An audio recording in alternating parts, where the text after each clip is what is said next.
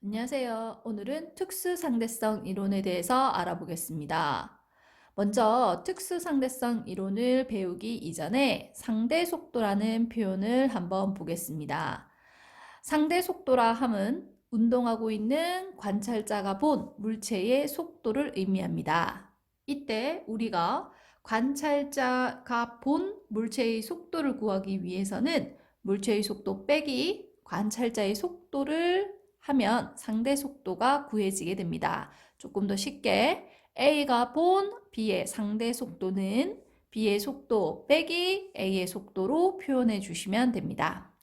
같은 표현으로 쓰일 수 있는 단어들이 있는데요. A가 B를 바라볼 때의 상대 속도는 A가 본 B의 상대 속도와 같은 말이고요. A에 대한 B의 상대 속도로도 쓰일 수 있으니까 이 표현도 한번 이해를 해 주시기 바랍니다.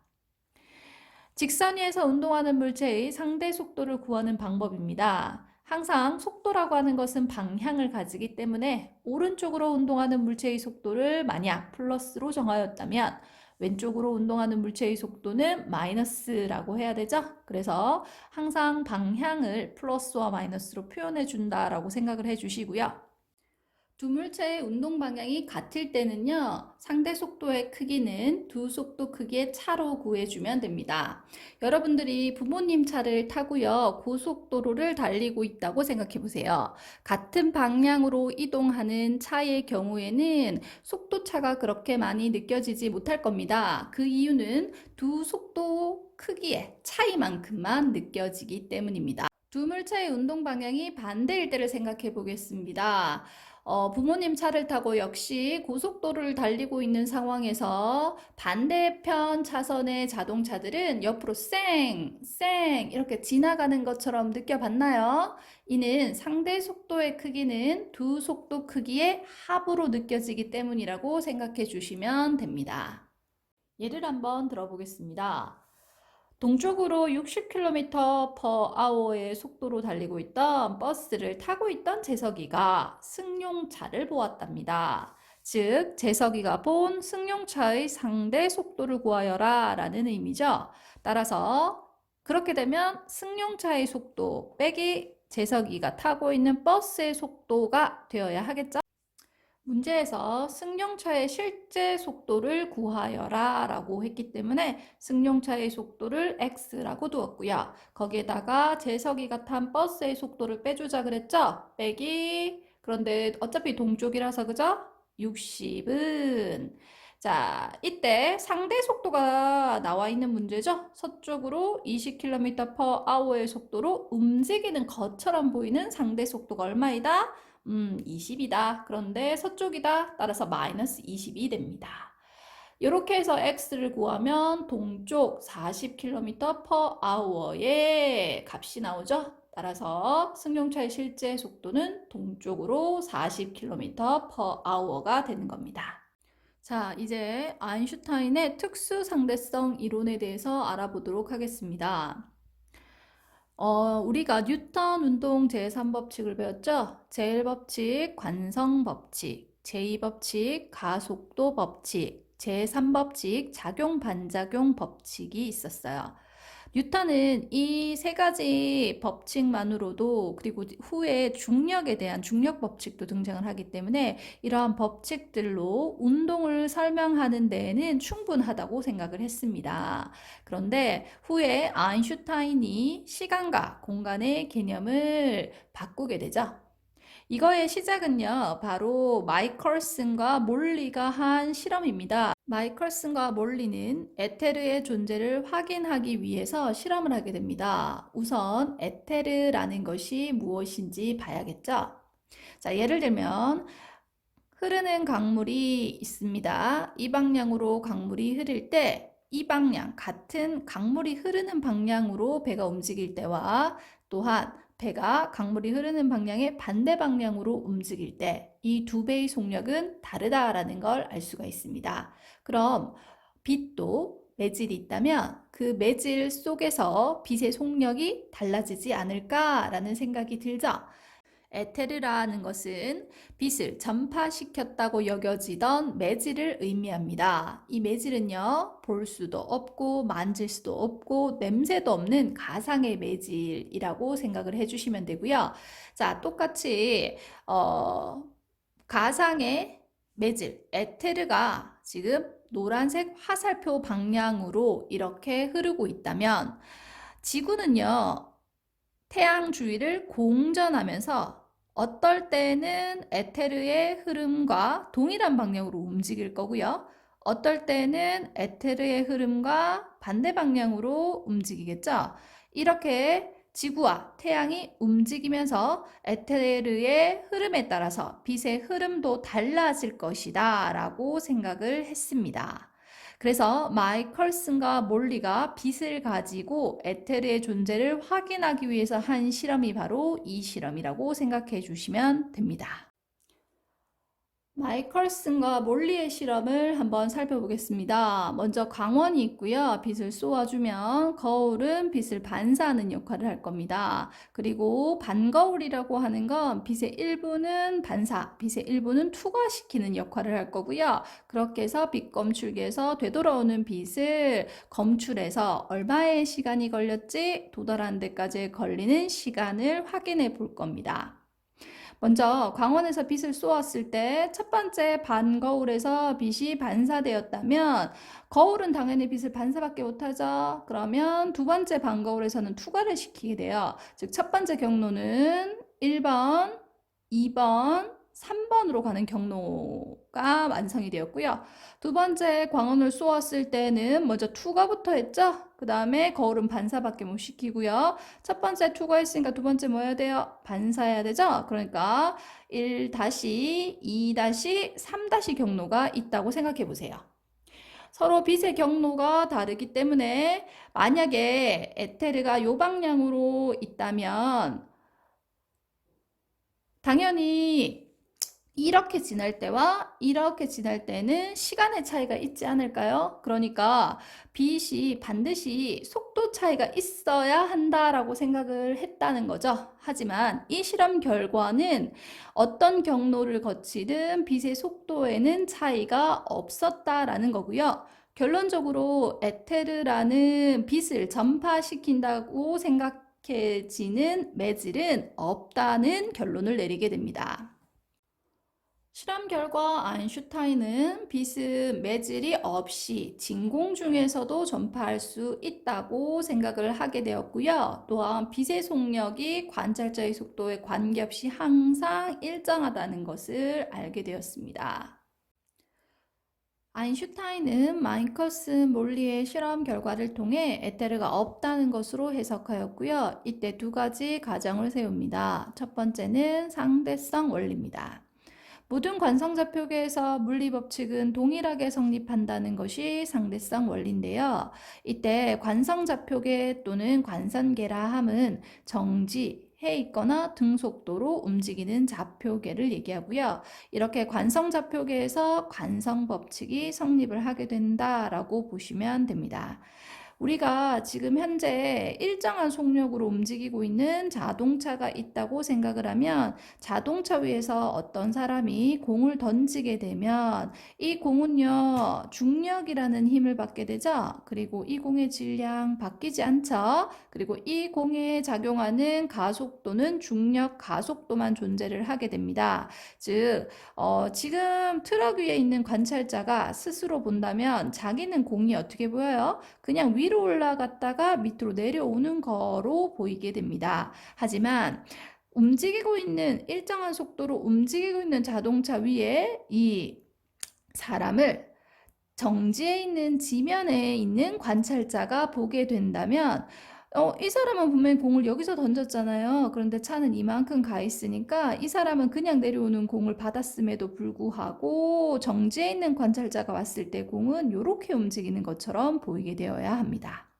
하지만 이때 공에 작용하는 힘, 중력, 그리고 이때 공의 질량, 그리고 이 공에 작용하는 중력 가속도가 바뀌는 것은 아니다. 따라서 두 경우 모두 F는 ma라는 식으로 우리가 공의 운동을 설명할 수 있다는 겁니다. 따라서 상대성 원리라 함은 모든 관성좌표계에서 물리법칙은 동일하게 성립한다. 자동차 위에 있는 관찰자가 보더라도, 그리고 자동차 위가 아니라 정지해 있는 지면에서 자동차에 있는 사람을 관측하더라도 이 물리의 법칙은 동일하게 F는 ma, 운동 법칙이 적용된다는 것을 알 수가 있습니다. 두 번째 가설은 광속 불변 원리, 또는 다른 말로 빛의 속력 일정 법칙입니다. 모든 관성 좌표계에서 보았을 때 진공 중에 진행하는 빛의 속력은 여기 보면 빛의 속력 나와 있죠? 30만 킬로미터 퍼 세크입니다. 이렇게 빛의 속력은 관찰자나 광원의 속도에 관계없이 항상 일정하다는 얘기입니다. 자, 그림은 서로 다른 관성좌표계에서 본 빛의 속력에 대한 실험입니다. 먼저 첫 번째, 기차 안에서 화살을 쏠 때인데요. 첫 번째 보면요, 사람이 100km/h로 달리고 있는 기차 안에서 화살을 쏘았습니다. 화살의 속력은 200km/h일 때, 지금 바깥쪽에서 관찰자가 측정한 화살의 속도는 얼마일까요? 라는 질문이 나올 수 있습니다. 이때는요, 지금 같은 방향으로 가고 있기 때문에 두 개의 방향을 더해서 이 사람이 봤을 때는 빠른 속력으로 지금 오른쪽 방향으로 화살이 날아가는 것처럼 보이게 되거든요. 따라서 100km/h와 200km/h의 합으로 300km/h의 속력으로 화살이 오른쪽으로 날아가는 것처럼 관찰됩니다. 그런데 나의 경우에는 기차 안에서 레이저 빛을 비출 때입니다. 기차의 속도는 똑같습니다. 100km/h의 속도로 달리고 있는 기차고요. 이때 빛을 쏘았을 때 관찰자가 관찰할 수 있는 빛의 속력은, 여기서 친구들이 대부분 실수를 하는 게 V와 C를 더해서 아까와 같이 V 플러스 C라고 생각할 수 있겠지만, 빛의 속력은 항상 일정하다. 광속 불변 원리 기억나죠? 따라서 관찰자가 관찰한 빛의 속력은 C라고 보셔야 됩니다. 결과적으로 뉴턴의 운동 법칙에 의해서는요, 관찰자가 측정한 화살의 속도는 기차의 속도와 화살의 속도가 더해져서 300km/h로 관찰이 되어야 하지만, 아인슈타인의 이론에 의해서 보면 빛의 속력은 항상 일정하다라는 것을 볼 수가 있어요. 따라서 정지한 관찰자가 측정한 빛의 속도는 뉴턴 역학에서 성립하는 속도의 합과는 전혀 다르게 나타나며, 이때는 빛의 속도가 항상 C로 일정하다라는 것을 알 수가 있습니다. 이렇게 특수 상대성 이론은 상대성 이론과 광속 불변 원리를 바탕으로 해서 관성계에서 관찰자의 상대 속도에 따라서 시간이라던가 길이라던가 질량 등의 물리량이 어떻게 달라지는지를 설명하는 이론입니다. 뉴턴은 시간이 모든 사람에게 동일하게 흐르고, 또한 어떤 물체의 길이를 재었을 때 그 길이는 어디에서 측정하던 같다라고 생각을 했습니다. 그런데 아인슈타인은 시간이 다르게 흐를 수 있다라고 생각을 했고요. 또한 공간이 변할 수 있다. 이렇게 길이가 줄어들 수 있다고 주장을 하게 됩니다. 다음은 특수 상대성 이론에 의한 현상입니다. 첫 번째는 동시성의 상대성입니다. 한 관성 좌표계에서 동시에 일어나는 두 사건은 다른 관성 좌표계에서 봤을 때 동시에 일어난 사건이 아닐 수 있다는 겁니다. 자, 여기에 우주선이 있는데요. 광속에 가깝게 날아가는 우주선입니다. 여기 가운데에다가 빛을 지금 전구를 준비해서 빛을 쏠 건데요. 양쪽에는 같은 거리에 빛 검출기가 있습니다. 그러면 가운데에서 쏘았기 때문에 이 빛은 항상 동시에 도달한다라고 봐야 되겠죠? 따라서 두 사건 A, B는 항상 동시에 일어난다라고 보시면 됩니다. 이때 사건이라고 하는 거는 특수상대성 이론에서 사건이라고 함은 특정한 시각과 위치에 일어나는 일, 물리적 상황, 그냥 빛이 깜빡이는 현상을 사건이라고 표현한 겁니다. 따라서 두 사건 A, B는 동시에 일어나게 됩니다. 그러면 지금 이 사람은 지금 우주선 안, 광속에 가깝게 날아가는 우주선 안에 있는 사람이었고요. 만약에 관찰자가 우주선 안에 있는 사람이 아니라 다른 정지에 있는 좌표계에서 보고 있다면 서로 다른 좌표계, 광속으로 날아가는 우주선과 정지에 있는 좌표계에서 관찰자가 있다면 이때는요, 어떻게 관측이 될까요? 라는 건데요. 자, 여기 역시 가운데에 빛이 출발을 할 거고요. 그리고 빛 검출기는 양쪽 동일한 거리에 위치하고 있습니다. 이때 시간이 지나면 우주선은 이 위치에서 조금 더 앞으로 진행한, 그림으로 보자면 이 그림처럼 진행을 하게 되죠. 그런데 빛은 어떻게 하고 있어요? 양쪽으로 동일한 속력으로 오고 있었습니다. 그런데 문제는 이 검출기는 더 멀어지게 되고요. 이 검출기는 더 가까워지게 되죠. 따라서 우주선 밖에서 정지한 행성에 있는 관찰자는 어디에?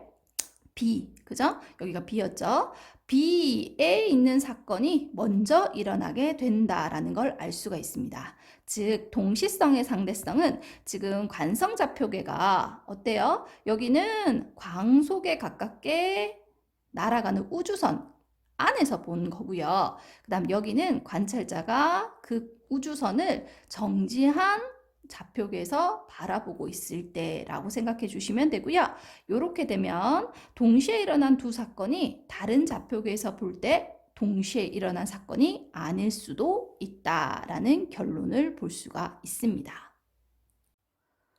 두 번째, 특수상대성 이론에 의한 현상은 시간 지연, 시간 팽창입니다. 정지한 관찰자가 빠르게 운동하는 관찰자를 보면 상대편의 시간이 느리게 가는 것으로 관측이 된다. 이것이 바로 시간의 상대성이라고 얘기를 하는데요. 시간이 지연된다 또는 시간이 팽창된다 라고 표현을 합니다.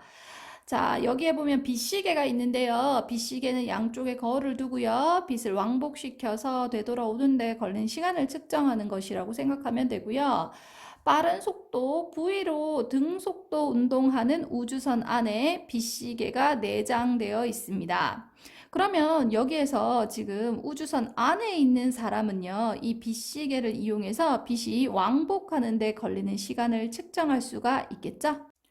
이때 이 사람을 우리가 S-라고 한다면 S-가 측정한 빛의 속력은 광속 불변이기 때문에 C입니다. 빛의 속력 C로 움직이고 있고요. 빛이 이동한 거리를 계산한다면 빛의 이동한 거리는 수직으로 2L-만큼 운동합니다. 여기를 L- 그러니까 갔다가 왔죠. 2L-만큼 운동하는 것으로 관측이 됩니다. 그 다음 빛의 주기를 구하라고 되어 있는데요. 우리가 알고 있는 속력 공식을 생각을 해보면 속력은 걸린 시간분의 이동 거리입니다. 그 식을 시간으로 바꿔버리면 어떻게 돼요? 시간은 속력분의 거리가 되죠. 이때 시간이 바로 주기가 되는 겁니다. 그리고 속력은 빛의 속력, 그리고 이동거리는 우리가 2L-라고 했으니까 빛의 주기는요. C분의 2L-가 되는 겁니다.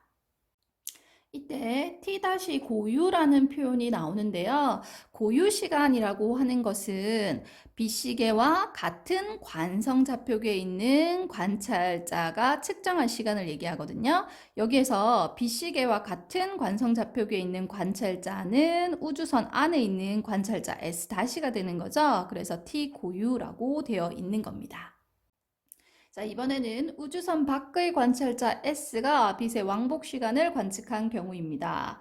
이 경우에는 아까 S-는 우주선 안에 있기 때문에 빛이 수직으로 왕복 운동하는 것을 볼 수가 있지만 이번에는 비스듬한 방향으로 빛이 왕복 운동을 하게 될 것입니다. 그러니까 정지해 있는 관성 좌표계에서 매우 빠른 속도로 등속도 운동을 하는 관성 좌표계를 바라봤을 때는 빛이 분명히 여기서 출발했는데 여기에 지금 빛 검출기로 도달했다가 다시 아래쪽에 있는 빛 검출기로 도달을 하기 때문에 분명히 위로 올라갔다 내려온 빛인데도 불구하고 어때요? B로 갔다가 C 위치로 비스듬하게 운동하는 것처럼 보이게 됩니다.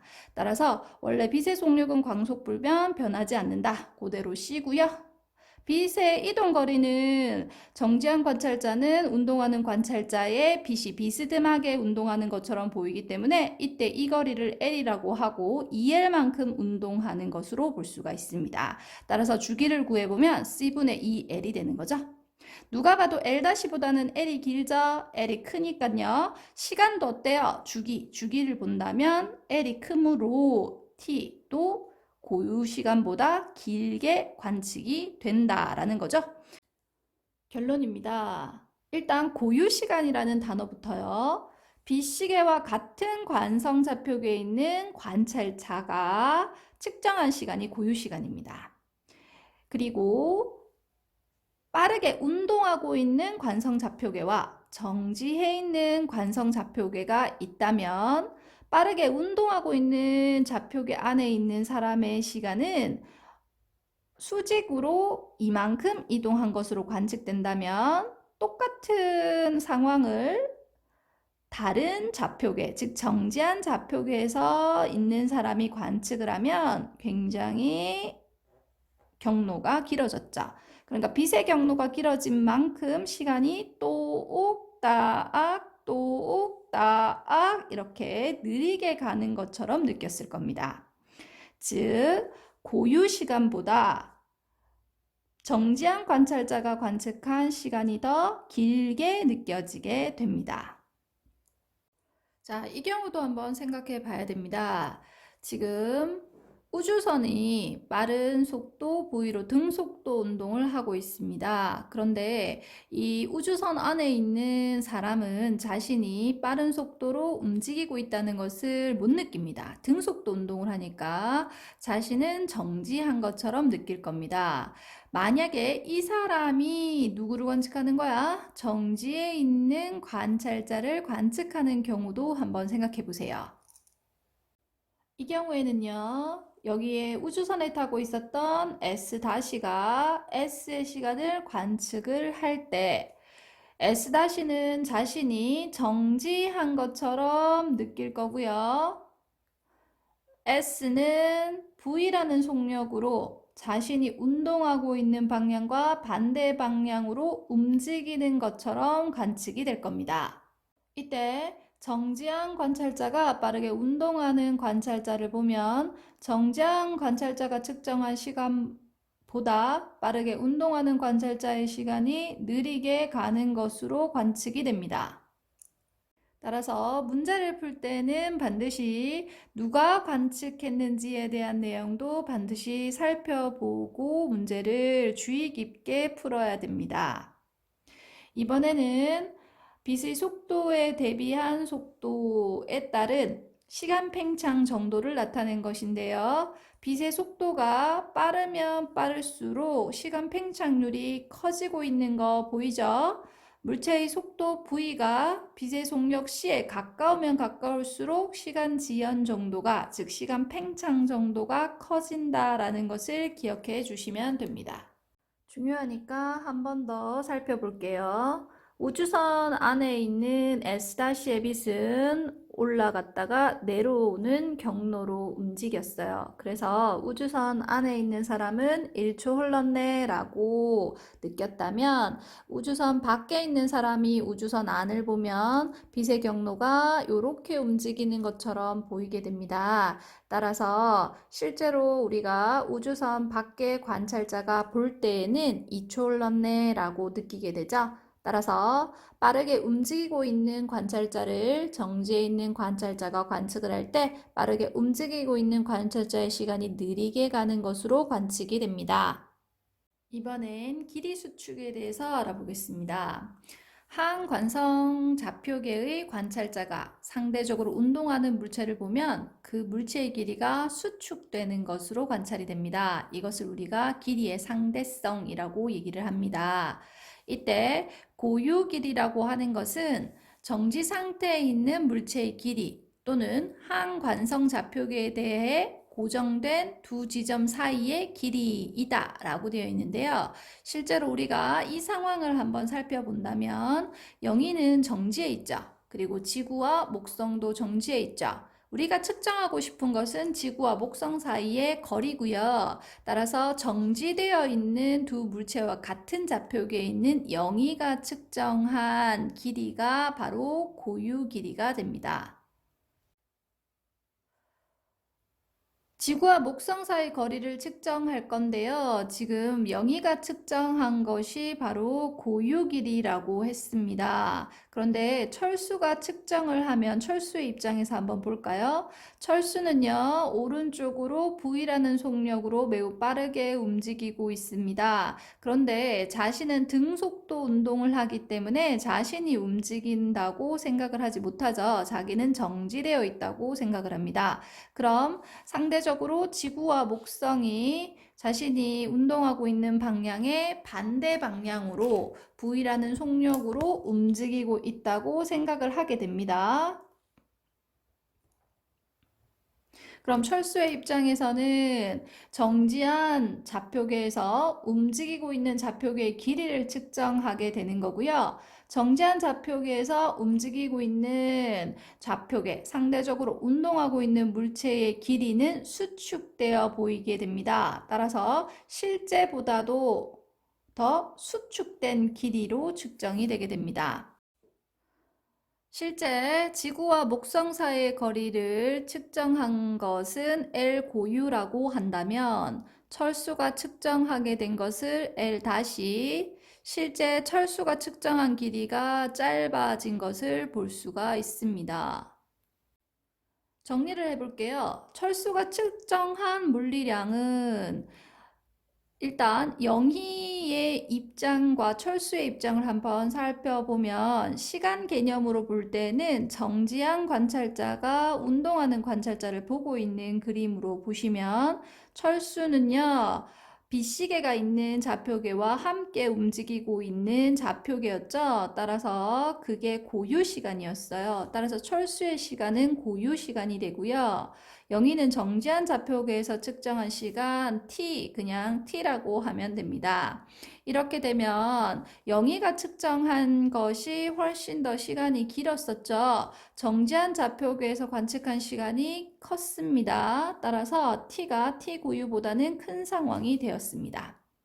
거리 개념으로 본다면 영희가 측정한 것이 L 고유였습니다. 그러니까 실제 영희가 측정한 것이 L 고유. 그 다음에 철수가 측정한 것은 L 다시가 되었죠.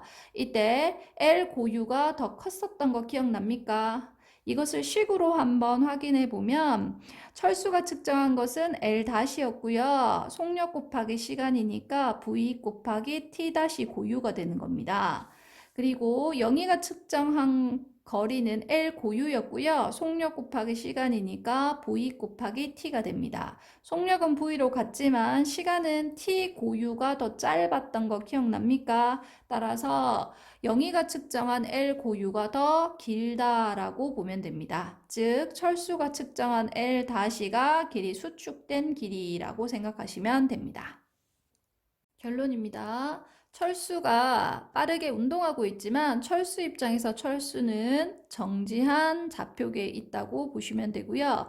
반대로 지구와 목성은 정지해 있지만 철수의 입장에서는 빠르게 움직이는 운동하고 있는 좌표계라고 보시면 됩니다. 따라서 정지한 좌표계에서 빠르게 운동하고 있는 좌표계를 봤을 때 그 길이가 수축되어진다. 이것이 바로 길이 수축의 개념이고요.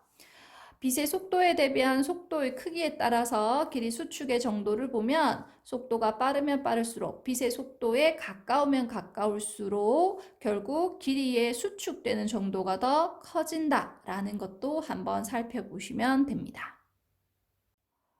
상황 2를 한번 살펴볼게요. 우주선의 길이를 측정하고 싶습니다. 앞에서 뭐라고 했죠? 정지한 좌표계에서 빠르게 운동하고 있는 좌표계를 볼 때 빠르게 운동하고 있는 좌표계의 길이가 수축되어 보인다라고 했습니다. 따라서 영희가 정지한 좌표계, 우주선은 빠르게 운동하는 좌표계. 따라서 실제 우주선의 길이보다 어때요? 수축되어 보이는 거 보입니까? 자, 여기에서 철수가 우주선의 길이를 측정했을 때가 L 고유가 되는 거고요. 빠르게 움직이는 좌표계를 정지한 좌표계가 봤어요. 영희가 측정한 것이 수축되어진 길이 L-임을 알 수가 있습니다. 특히 길이 수축은요, 물체의 속력이 빠를수록 더 크게 일어난다고 했죠? 단, 운동 방향으로만 일어난다는 거 꼭 기억을 해주세요. 중요하니까 한 번 더 정리. 자, 지금 정지해 있는 좌표계가 빠르게 운동하는 좌표계를 봤을 때 운동하는 좌표계의 길이가 수축된다라고 했습니다. 자, 이 경우는 물론 우주선이 빠르게 움직이고 있지만 우주선에서 관측한 사람은 자신은 등속 운동을 하고 있기 때문에 정지한 것처럼 느끼게 됩니다. 따라서 지구와 목성이 빠르게 우주선이 움직이고 있는 방향의 반대 방향으로 움직이고 있다고 보는 거죠. 따라서 정지한 좌표계가 빠르게 운동하는 좌표계를 보았을 때 길이가 수축되어 보인다. 따라서 지구와 목성 사이의 거리가 수축되어서 보이게 되는 거고요. 정지한 좌표계가 빠르게 운동하는 좌표계를 봤을 때 정지한 좌표계에서 측정한 길이가 어떻게 된다? 수축되어 보인다. 따라서 S가 측정한 우주선의 길이가 더 짧다라는 거 기억해 주시면 됩니다. 자, 마지막으로 특수상대성 이론의 증거를 살펴보겠습니다. 자, 뮤온이라는 게 나오는데요. 우주에서 온 입자가 대기권의 공기와 충돌하면서 만들어진 게 바로 뮤온이에요. 그래서 전자와 성질이 유사한 입자, 우리가 고등학교 1학년 때 기본 입자 배울 때 우리가 경입자 또는 렙톤이라는 것에서 배웠던 입자입니다. 그런데 이 뮤온은요, 실제로 지표면에서 관측이 되지 않아야 하는데 관측이 되고 있다고 합니다. 뮤온 입자가 지표면에서 관측되는 까닭을 두 가지로 볼 수가 있습니다. 첫 번째는 지상의 관측자가 보았을 때입니다. 자, 지상의 관측자가 보았을 때는요, 뮤온은 굉장히 빠르게 움직이고 있는 물체죠. 따라서 정지한 관찰자가 빠르게 움직이는 관찰자를 봤을 때 빠르게 움직이고 있는 관찰자의 시간이 팽창되어 보인다. 기억납니까? 따라서 시간이 지연되었기 때문이야. 그래서 뮤온이 현재 지표면에서 관찰될 수 있어 라는 거고요. 두 번째는 뮤온과 함께 움직이는 좌표계에서 볼 때입니다. 즉 뮤온과 함께 움직이고 있다고 본다면 뮤온의 입장에서는 자신은 정지한 물체라면 여기에 있는 산이 매우 빠르게 뮤온이 움직이는 방향의 반대 방향으로 움직이고 있다고 보면 됩니다. 따라서 뮤온의 입장에서 봤을 때는 정지한 물체가 빠르게 움직이는 물체를 봤을 때 움직이는 물체의 길이가 수축되어진다라는 의미입니다. 따라서 산의 길이가 수축되어지면 뮤온의 입장에서는 지표면 사이의 거리가 수축되고 있는 거고요. 따라서 지표면에 도달할 수 있는 겁니다. 예제 문제를 한번 살펴볼게요. 강원의 빛이 A, B, C, D에 도달한다고 보고 있어요. 그리고 이 우주선은 0.7C, 그러니까 빛의 속력의 0.7배란 얘기죠. 0.7C로 빠르게 날아가고 있고요. 철수는 정지한 좌표계에 있습니다. 자, 이번에 철수가 관측한 것에 대해서 살펴보라고 했습니다. 철수가 관측한 것. 기억. L을 향해 진행하는 빛의 속력은 B를 향해 진행하는 빛의 속력보다 느리다라고 되어 있는데요. 틀렸죠. 광속 불변 원리 기억납니까? 빛의 속력은 항상 C로 일정합니다. 기억 틀렸고요. 니은 A와 B 사이의 거리는 C와 D 사이의 거리보다 짧다라고 했는데요. 자, 기억하세요. 길이 수축은요, 운동 방향으로만 수축이 됩니다. 운동 방향으로만 일어납니다. 따라서 운동을 하고 있죠. 이때 정지한 관찰자가 빠르게 운동하는 관찰자를 봤을 때 빠르게 운동하고 있는 관찰자의 길이가 수축되어진다고 했습니다. 따라서 AB 방향으로 운동하고 있기 때문에 AB는 수축되어져 보이는 거고요. CD의 길이는 변하지 않아야 합니다. 따라서 니은 정답입니다.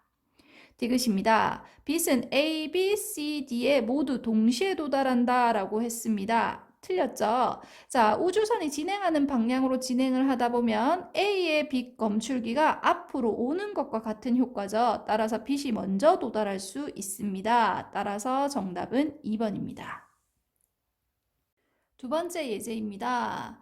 자, 영희가 0.9C의 속력으로 운동하고 있는 우주선 안에 있고요. 철수가 정지된 좌표계에 있습니다. 이때 광원이 있고요. 광원과 동일한 거리에 A와 B라는 빛검출기가 있는 상황입니다. 자, 기억. 영희가 측정할 때라고 했습니다. 영희의 입장에서는 영희가 정지되어 있고 철수가 0.9C라는 속력으로 반대 방향으로 이동하고 있는 상황이라고 생각해 주셔야 됩니다. 따라서 정지한 관측자가 빠르게 운동하는 관측자를 봤을 때 빠르게 운동하는 관측자의 시간이 더 느리게 간다라고 했습니다. 따라서 철수의 시간이 더 느리게 간다라고 했는 기억은 정답입니다. 니은은 철수가 측정할 때, 이번엔 철수의 입장에서 측정을 했습니다. 그러면 광원에서 지금 빛이 나올 때 0.9C의 속력으로 오른쪽으로 움직이고 있기 때문에 B의 입장에서는 광원에서 멀어지게 되는 거고요. A 입장에서는 광원으로 가까이 오게 되는 거죠. 따라서 A에 먼저 도달해야 됩니다. 니은 틀렸습니다. 디귿. 철수가 관측할 때 A, B 사이의 거리는 이라고 했습니다. 철수의 입장에서 관측했을 때 철수는 정지해 있고요. 영희는 오른쪽으로 0.9C의 속력으로 빠르게 움직이고 있습니다. 따라서 철수가 관측을 할 때 영희는 매우 빠르게 움직이는 물체고요.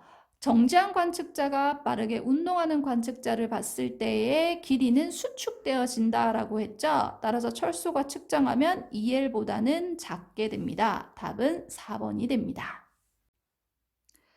마지막 문제입니다. 우주선 A, B가 우주정거장 P에 대해서 서로 반대 방향으로 하나는 0.6C의 속력으로 하나는 0.3C의 속력으로 서로 반대 방향으로 운동을 하고 있습니다.